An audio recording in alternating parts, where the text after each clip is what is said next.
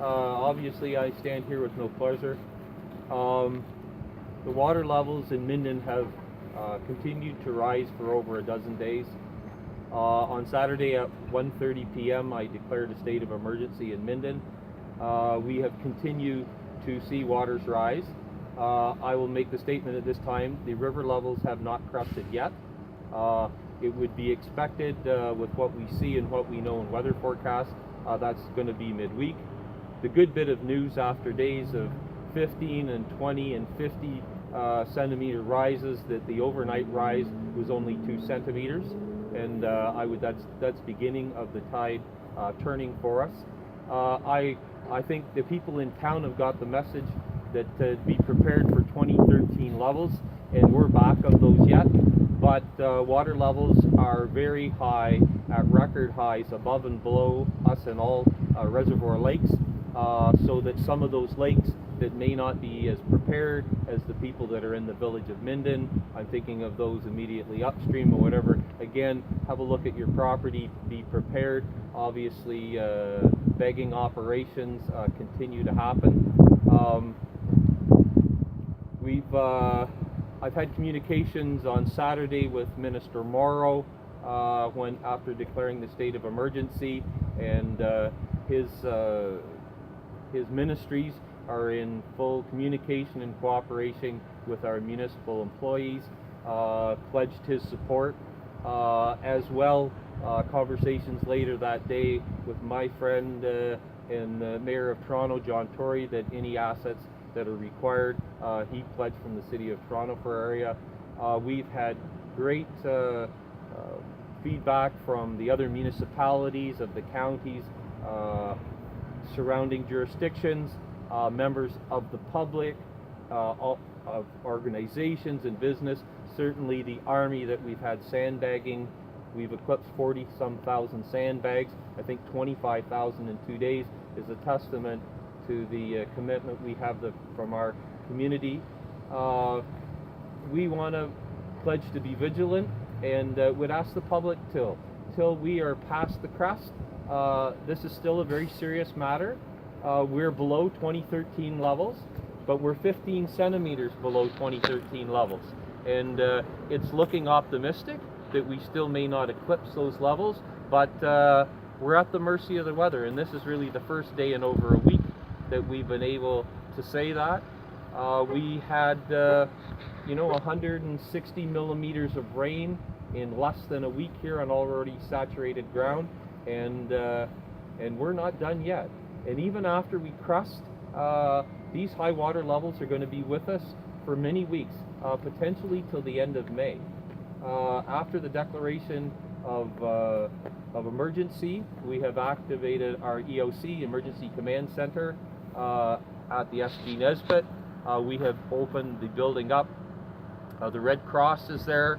Salvation Army is serving food at this time. The food bank is setting up in the kitchen of the SG Nesbitt to supply meals to volunteers and the public that may be displaced, and we'll continue those efforts. If there's more actions required there, all of the ministries and groups that are involved in social services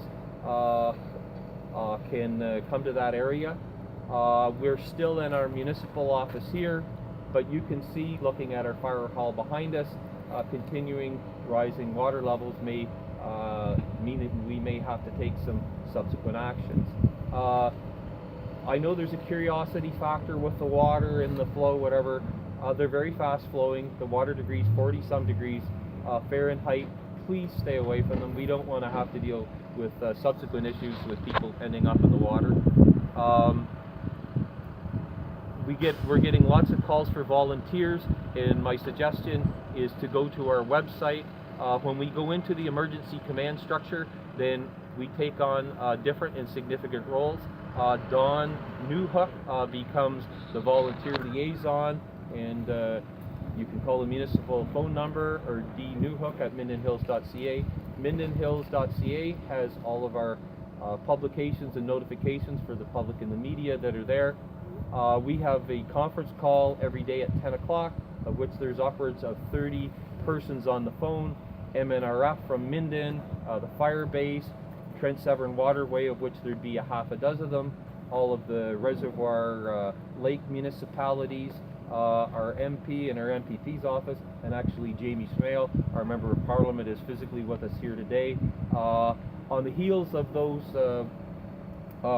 meetings that we have every day, we scrum the actions that are being taken for the day, the implications that they have for the public and affected properties.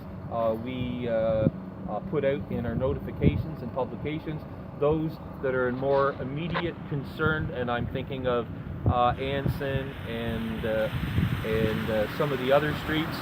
We've done 3 rounds of door-to-door notifications, including the businesses that are downtown and in the affected area. As of yesterday at 3 o'clock, we closed the bridge. So notification for emergency services to our hospital, that we have ambulances on both sides of the river, the school board, and all those affected. We've had some signage up for the detours. MTO is imminently coming with portable signage that will direct people to those services as required as we go forward. Most of you, I'm the face you usually see, but during the course of these operations, Mark Coleman, our Director of Community Service, becomes the communication liaison. So individuals or organizations that want information that may be above and beyond what's in the public notifications are asked to contact Mark. He is the conduit to the rest of us, and we are doing our best to deal with the situation. This morning I had a phone call from the Premier that asked how we were doing, and said that with the groups and organizations that we've put that have been positive byproducts of the 2013 flood are working well. A note that I'd make: since the 2013 flood, the ODRAP program has changed. So many of you that were involved in here at the time will be aware that there was a local fundraising and a local community group that were involved, and that's not the case this time. That's directed by the province. Definitely one of the positive parts as we're trying to deal with these problems, we're not trying to fundraise at the same time. So Minister Morrow has let me know that there's a team coming in that will be looking after the ODRAP program. As they get here, staff will direct them to the persons and the properties that involve. But it's a brand new process, both for us and the province to roll it out, and that once we have declared individuals that are affected, that have had property damage on their businesses or primary residences, food, accommodation, those type of things are eligible for that type of funding. So we're still awaiting them to show up here to do that, whatever, but that's coming. If you'd make our staff aware, if you're in any need. If things are happening on your premises or property, don't try to deal with it alone. Call 911. We have emergency services from our fire, EMS, Ontario Hydro, from all of the provincial ministries that are at the ready and are willing to help. Just let us know. Don't put yourself or property at harm or in harm's way.